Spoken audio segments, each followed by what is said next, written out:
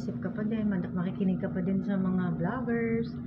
Lalo na ako, hindi naman talaga ako dumidepende sa TV. Kasi for me, TV, history, walang totoo dyan. Kaya nga yung mga present ngayon, puro dealings yan negotiations. Kaya there's no such thing as fake news. Kasi ang meron talaga,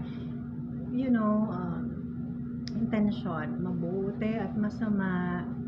Tapos, pero sabi nila, mahirap anuhin yun kasi pagdating ng future, mapupunta lahat sa history, wala namang katotohanan ng history except merong maraming sides. May two sides and then all the sides in between. Let's say sa politics, or kung ilan man yung kulay sa politika, lahat yun magiging part ng history na parang bidding, napupunta sa history kung ano ba yung dyan, mga highest bidder, diba? Yun ang napupunta sa history. Parang yung mga lugar ng Pilipinas na kung sinong nagbayad dun sa para lagyan siya ng pangalan, yun. Achievements na to Mila, but syempre iba pag tumawag ka.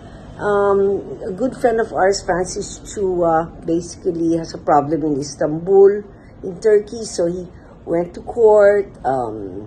The judge issued an order in his favor, so now we're just having everything authenticated so that it can be served in the embassy in Istanbul, right? So Mila has all the documents. I won't bore you with the details, but if you could call Mila and just give it a little push. Everything's above board, don't worry. I'm very good at that. But yeah, that's it.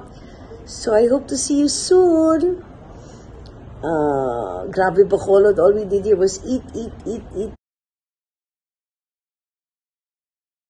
and eat. Okay, dear, I'll talk to you soon. Thank you so much. Bye-bye.